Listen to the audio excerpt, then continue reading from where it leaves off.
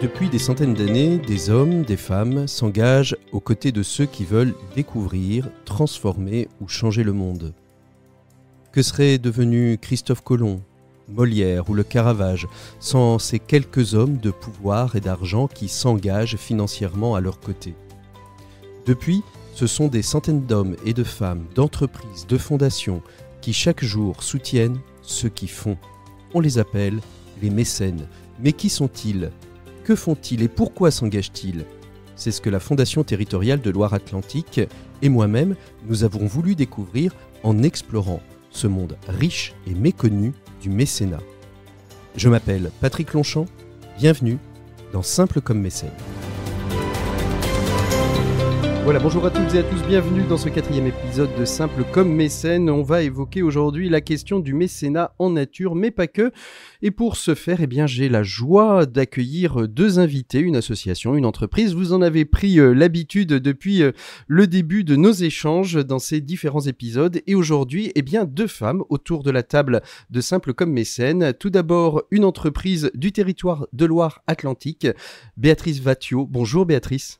Bonjour Patrick. Merci beaucoup. Vous êtes dirigeante d'une TPE de 2 personnes et c'est très intéressant de vous avoir autour du micro car ça prouve bien que les TPE peuvent être aussi mécènes d'associations qui se consacrent à la plomberie, au chauffage. C'est ça, vous êtes plombier chauffagiste en fait. Tout à fait. Une entreprise qui est située non pas à Nantes mais sur les bords de la Loire vers Indre si je ne m'abuse. Oui, elle est située à Bassindre, donc elle fait partie de Nantes Métropole. Vous êtes quand même dans le bassin de Nantes Métropole. Et puis à côté de vous, Chloé Bonnard-Pinel. Bonjour Chloé. Bonjour Patrick. Vous êtes responsable mécénat à l'association Toi à moi.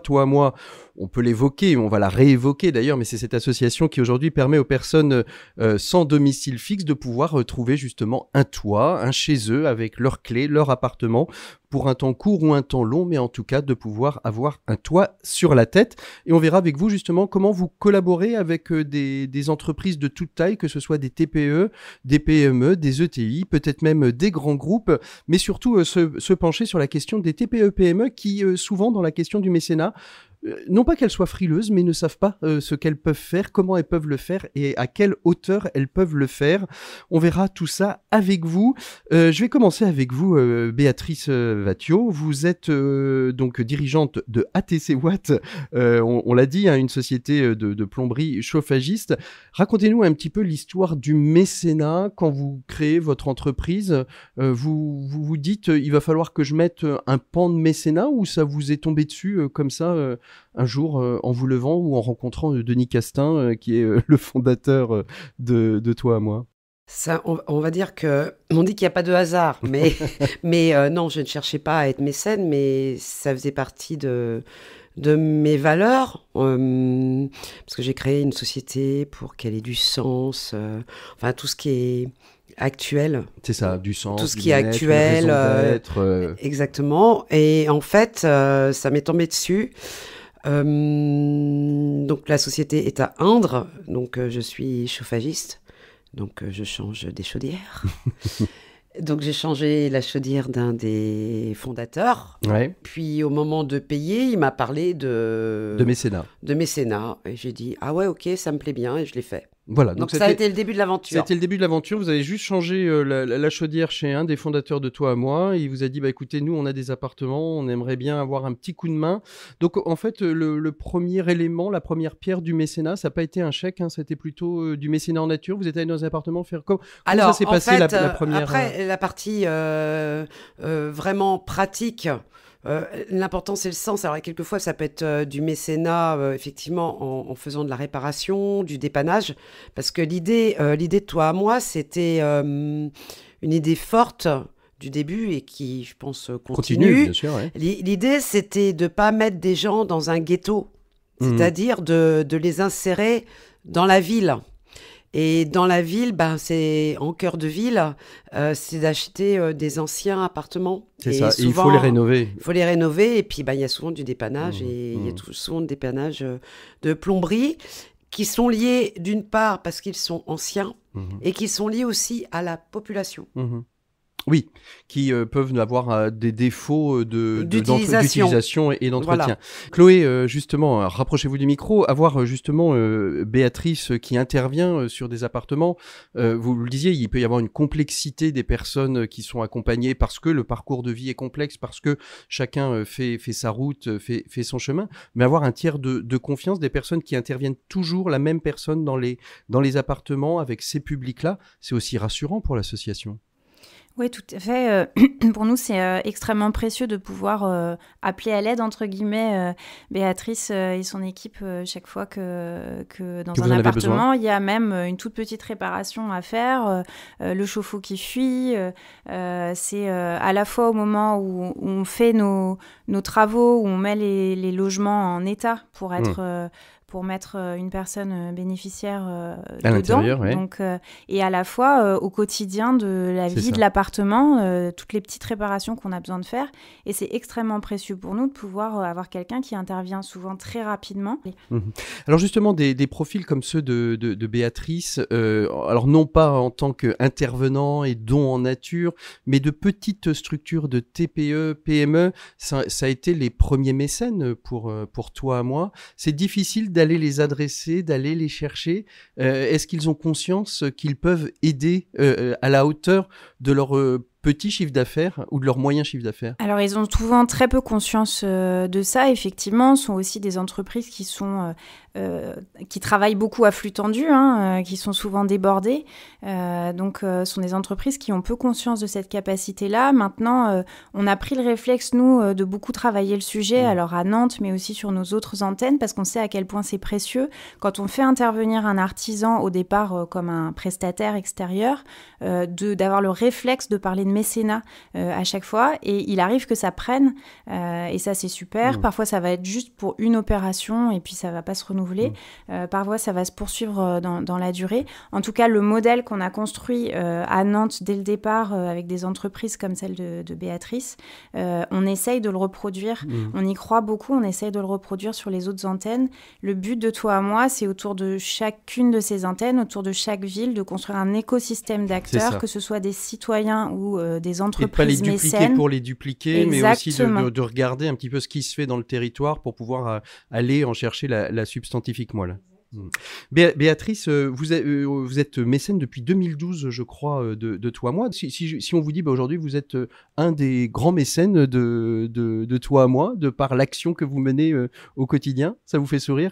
Oui, alors ça me fait sourire pour deux choses. Je savais que c'était, enfin bon, c'est pas un gros mot d'être mécène, donc je savais que j'étais mécène dès le départ, mais les premières réunions où un des fondateurs m'a dit, bah écoute, ça serait bien, parce que Toi à moi, je les ai connus petits. Enfin, ça, vous les avez vus grandir 10 ans, c'est un vrai... Oui, non, mais je les ai vraiment vus grandir, et vus grandir d'une manière exponentielle quand même, On est passé aussi de la TPE à enfin, je vais exagérer, de l'association, de la petite association à la grande association nationale aujourd'hui. Oui, tout à fait. Et afin de se structurer comme ça, ils ont décidé de faire un comité stratégique. Et ils m'ont dit, il m'a dit, ça serait bien que tu viennes. J'ai dit, bon, je suis venue, mais je suis venue un petit peu... j'ai une petite structure, donc je suis un peu occupée sur différents sujets. Et petite structure, ça veut dire pas trop structuré, justement. Donc, parce qu'on est un peu sur tous les fronts. C'est ça, oui. Et quand je suis arrivée à La Réunion, c'était des belles entreprises locales. Donc, cette fois-ci, j'ai été la seule femme. Déjà. Voilà. Donc, il n'y avait pas encore parité à Toi à moi Non, j'étais la seule femme. Et puis, c'était des belles structures. Ouais. On n'était pas dans l'ordre, on n'était pas dans le monde de l'artisanat. On est sur des belles structures nantaises. Voilà. Mais je savais que c'était du mécénat. Alors justement, ces TPE-PME aujourd'hui, Chloé, ça correspond, si on doit donner des pourcentages, on arrive facilement, vous disiez, aller les adresser, aller les chercher, leur faire comprendre qu'elles peuvent être mécènes. C'est vraiment un travail de tous les jours. Alors, je ne dirais pas qu'on y arrive facilement. Ouais. Mais pourquoi on n'y arrive pas facilement? Alors, je pense qu'il y a aussi un sujet, nous, en tant qu'association, plus on essaye d'adresser d'entreprises différentes et plus c'est chronophage. Hein. Et c'est plus facile d'aller chercher 5 très gros. Et des entreprises qui sont structurées, qui ont des services, des personnes qui s'occupent du mécénat. Moi, depuis que je suis arrivée il y a 2 ans, hein, c'était une création de poste, j'essaye de sensibiliser nos responsables d'action, qui sont en fait nos travailleurs sociaux, qui gèrent les antennes. On a 2 travailleurs sociaux aujourd'hui et 2 travailleuses sociales à Nantes. J'essaye de les sensibiliser au sujet du mécénat pour qu'il y ait un réflexe qui se crée dans leurs rencontres avec des entreprises, ce que je disais, des prestataires qui interviennent, etc. Des bénévoles aussi qui arrivent et qui, en fait, en tant que bénévole, on est un bénévole, mais on est aussi une personne, on a une vie professionnelle, on a des contacts du réseau. De les sensibiliser à ce message pour essayer d'attirer vers nous un maximum de mécènes et notamment ces TPE, PME qu'on a du mal à toucher parce qu'on ne sait pas bien où aller les chercher. Alors c'est un mécénat, Béatrice, qui est né comme ça, j'ai envie de dire, d'une rencontre en changeant une chaudière. Comment il s'est structuré petit à petit? Est-ce qu'aujourd'hui vous avez une convention qui est signée, vous avez un cadre, ou est-ce que ça reste toujours t'as besoin, tu m'appelles et puis après moi à la fin je te fais une facture pour la déduction fiscale et avoir un reçu? Comment ça se passe aujourd'hui, la formalisation? Alors la formalisation, elle est toujours comme ça. Ouais. Pour moi, elle est toujours comme ça. Peut-être pas au sein de toi, moi, mais pour moi, elle est un peu comme ça de toute façon. C'est ça. Parce que c'est récent qu'également que toi, moi, c'est structuré avec toutes les conventions, etc. Je pense que c'est depuis l'arrivée de Chloé. Cette structure de cette gestion de mécènes. On signe une convention de partenariat pour une durée de temps. On le rappelle, Chloé, c'est combien? Alors moi, si une entreprise nous entend avec Simple comme mécène, là, c'est simple comment aujourd'hui de faire une déduction fiscale? C'est quoi aujourd'hui? Alors aujourd'hui, la réduction d'impôt pour une entreprise, elle est de 60% du montant de son don, dans une limite de 0,5% du chiffre d'affaires. Une limite aussi de 20 000 euros pour les TPE, PME qui a été mise en place il y a assez peu de temps, sur laquelle les acteurs du secteur ont beaucoup milité parce qu'en fait, les TPE, PME étaient très bloqués par ce plafond des 0,5% du chiffre d'affaires. Cette réduction d'impôt, ce qui est important, c'est que elle s'applique sur du mécénat financier, mais elle peut aussi s'appliquer sur du mécénat en nature, du mécénat de compétences. Donc mécénat de compétences égale du temps de travail des salariés mis à disposition d'un projet associatif gratuitement. Et elle est valorisée au coût de revient de l'opération pour l'entreprise. Donc pour le mécénat de compétences, c'est le salaire chargé de la personne au prorata horaire passé aux côtés de l'association. Pour un produit qui est dans les stocks de l'entreprise, c'est sa valeur en stock, pas le prix de vente auquel elle l'aurait vendu. Enfin voilà, ce sont des choses un peu techniques, mais les entreprises peuvent être accompagnées par leur expert comptable aussi sur ces sujets-là. Ça leur fait souvent peur, c'est vrai, quand on leur dit c'est le coût de revient, c'est pas le prix de vente, oh là là, ça va être compliqué à calculer. C'est pas si compliqué, les experts comptables sont là aussi pour accompagner sur le sujet. Nous, en tant qu'association, on connaît bien ces sujets. Donc vous pouvez aussi accompagner vos mécènes. Donc on peut accompagner sur les méthodes de calcul. Vraiment, le mécénat est à la portée de toute entreprise, y compris les TPE, PME. Alors justement, Béatrice, c'est compliqué tout ça après, quand une fois qu'on a donné du temps, quand il faut refaire la facture pour le reçu fiscal, ce que vient de nous dire Chloé, c'est un peu chronophage dans le... Oui, ça prend un peu de temps, mais comme chaque action qu'on a envie de faire. Voilà. La chose, c'est qu'il faut que ça soit simple. Donc, vous vous êtes donné, vous, Béatrice, un montant, on parlait du 0,5%, mais vous êtes dit, moi, dans mon chiffre d'affaires, il est à peu près, je sais pas, de X milliers d'euros. Oui, c'est 0,5%. C'est 0,5%. Et vous rentrez dans cette enveloppe tous les ans de dons auprès de toi. Oui, bon, faut que ça tombe rond, mais c'est globalement ça. C'est globalement ça. Et c'est pour ça que, en fait, par rapport, comme j'expliquais au début, que j'étais mécène, c'est vrai que j'ai débarqué et j'ai vu les autres. Et je me suis dit, waouh, on est sur du lourd économique. Ce ne sont pas mes confrères habituels entrepreneurs, puisqu'on n'est pas dans le même domaine. Et puis, l'un des dirigeants, des fondateurs, valorisait tout ce temps en disant, oui, mais toi, ce que tu donnes, le pourcentage, tu donnes les 0,5%. Donc, c'est énorme. En valeur, c'est peu, mais c'est énorme par rapport à ton engagement. À la louche, je vais donner une journée de travail. dans l'année. Mhm. C'est quoi une journée de travail dans l'année si tout le monde fait ça? C'est simple, en fait, on est dans un podcast qui s'appelle Simple comme mécène, mais vous nous décomplexez et vous décomplexez les auditeurs sur la question du mécénat, parce qu'on peut avoir l'impression que c'est extrêmement complexe, et en vous écoutant, on a vraiment l'impression d'une forme de simplicité finalement dans le levier à actionner pour être mécène. Mais oui, en fait, c'est comme, c'est toutes les parties d'action que vous avez à faire en tant qu'entrepreneur. Ben voilà, il y a un camion à changer. C'est plus compliqué de changer un camion. Alors, je parle pas d'argent, hein. Oui. Je parle de faire le choix, etc., de se poser la question, que de dire, je fais mon action de mécénat en termes de temps de l'entrepreneur pour se poser sur cette question-là. Alors, on va dire un téléphone, par exemple. Ouais. C'est comme un téléphone. Ouais, Et vous faites quoi? Vous donnez, comme là, mes 0,5%, ça va me coûter, grosso modo, alors je peux te dire à peu près à la louche, en prix de revient, bah, ça va me coûter une journée de travail. C'est ça. En prix de revient. En prix de revient. Ça veut dire que j'ai pas facturé une journée.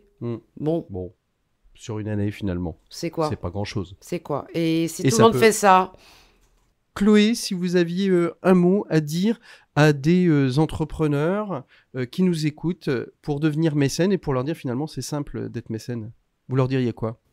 Un mot. Un mot un peu plus long si vous voulez. Je leur dirais que faites du mécénat, ça rend heureux et ça rend vos salariés heureux aussi. Alors et pour vous, Béatrice, ce serait quoi le mot à destination de vos confrères et consoeurs chefs d'entreprise de TPE-PME? Parce qu'on va se concentrer sur eux pour cette fin de podcast. bah, que c'est facile. Ben voilà. C'est facile. C'est juste une volonté. Quand on a la volonté. Et aujourd'hui, cette année, toi, moi, à 15 ans, quand ils se sont créés, personne ne croyait en eux. Comme beaucoup de TPE-PME d'ailleurs. Oui. Merci beaucoup Béatrice Vattiot, merci beaucoup Chloé Bonnard-Pinel d'avoir été nos invités de ce podcast Simple comme mécène. On se retrouvera très prochainement dans un nouvel épisode. D'ici là, portez-vous bien, soyez mécènes. Vous pouvez retrouver toutes les informations sur le site de la Fondation territoriale de Loire-Atlantique si vous voulez nous aider, contribuer à lutter contre les inégalités sociales et environnementales sur votre territoire. Merci à vous toutes et à vous tous et n'oubliez pas, il y a 3 autres épisodes. Donc vous pouvez aller aussi les réécouter. À très bientôt, au revoir. C'était Simple comme mécène, le podcast de la Fondation territoriale de Loire-Atlantique. Vous souhaitez vous y abonner ou le partager, vous pouvez le retrouver sur l'ensemble des plateformes dédiées ou sur notre site internet fondationterritoriale44.org. Et si vous souhaitez aller encore plus loin en vous engageant pour votre territoire afin de lutter contre les discriminations sociales et environnementales, n'hésitez pas à nous contacter et à nous rejoindre, c'est Simple comme mécène.